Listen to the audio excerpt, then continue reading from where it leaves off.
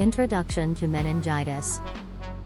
Meningitis can be caused by bacteria, viruses, or fungi, by disorders that are not infections, or by drugs. Meningitis symptoms include fever, headache, and a stiff neck that makes lowering the chin to chest difficult or impossible, although infants may not have a stiff neck and symptoms may differ in the very old and in people who take drugs that suppress the immune system. A spinal tap is done to obtain a sample of cerebrospinal fluid for analysis.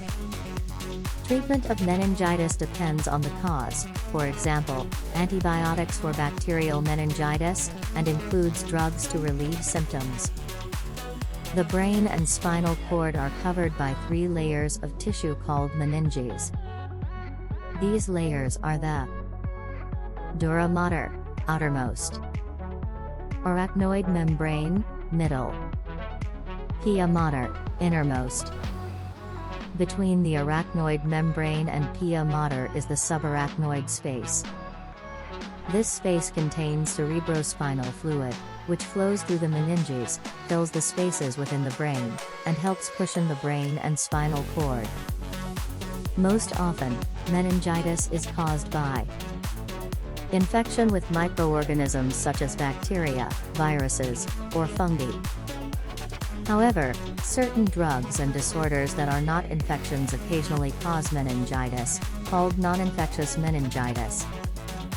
These disorders include the following: sarcoidosis, Behçet syndrome, brain cancer, cancers that have spread to the meninges, including leukemia and lymphoma, inflammation of the meninges as a reaction to certain drugs, such as nonsteroidal anti-inflammatory drugs, NSAIDs, and drugs that suppress the immune system, immunosuppressants. Meningitis often appears suddenly, called acute meningitis. Sometimes it develops over a period of several days to a few weeks, called subacute meningitis. If it lasts 4 weeks or longer, it is considered chronic. It can recur after it has seemed to disappear, called recurrent meningitis.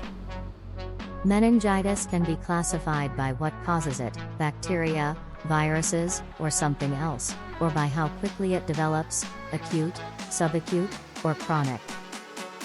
But it is usually classified as one of the following: acute bacterial meningitis, which is the most immediately dangerous type; viral meningitis; non-infectious meningitis, due to disorders that are not infectious or due to drugs or vaccines; recurrent meningitis; subacute or chronic meningitis.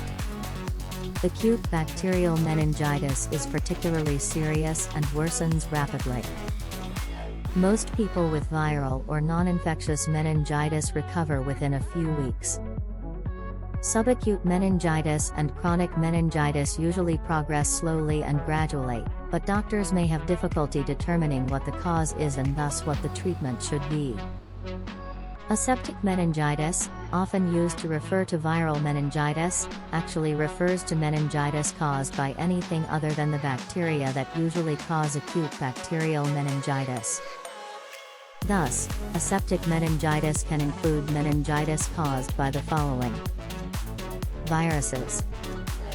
Occasionally, other organisms, such as the bacteria that cause Lyme disease or syphilis.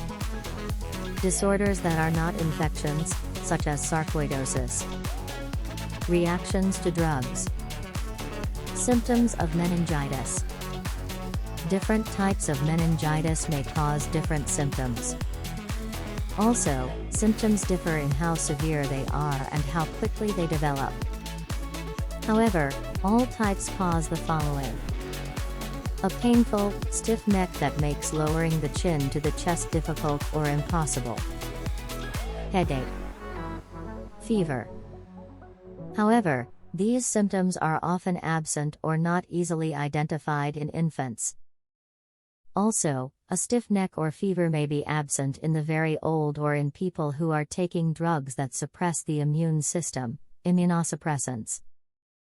People may also appear sluggish or unresponsive. Diagnosis of meningitis. Spinal tap and analysis of cerebrospinal fluid. Doctors often suspect meningitis based on symptoms.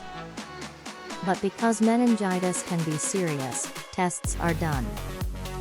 If doctors suspect bacterial meningitis, they first take a sample of blood to test and culture, to grow microorganisms. However, bacterial meningitis cannot be diagnosed by blood tests.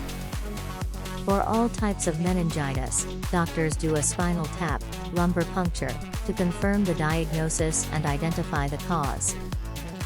The sample of cerebrospinal fluid is withdrawn and sent to a laboratory to be examined, analyzed, and cultured.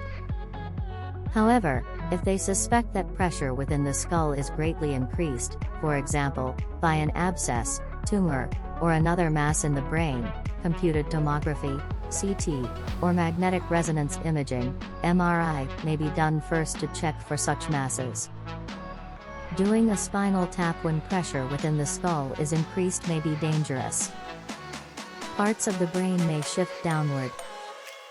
If these parts are pressed through the small openings in the tissues that separate the brain into compartments, a life-threatening disorder called brain herniation results.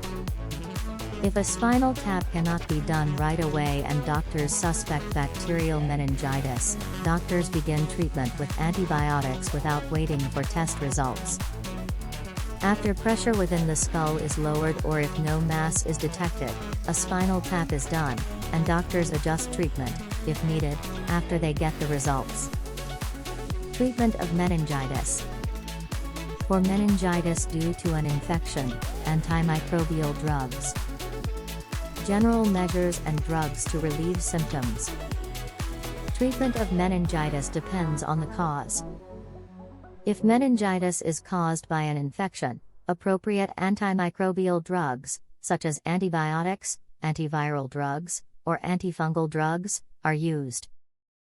If doctors suspect that meningitis is caused by bacteria or if people appear very ill, they treat the person with antibiotics immediately, without waiting for test results, because bacterial meningitis progresses rapidly and is life-threatening. People may also be given corticosteroids to reduce swelling in the brain. General measures may help relieve symptoms when meningitis is caused by conditions such as a viral infection or a reaction to a drug. When meningitis is mild, drinking plenty of fluids, resting, and taking over-the-counter, OTC, drugs can help relieve fever and pain. If meningitis is severe, people are admitted to the hospital for treatment. Let me know what do you think. Looking forward to your comments.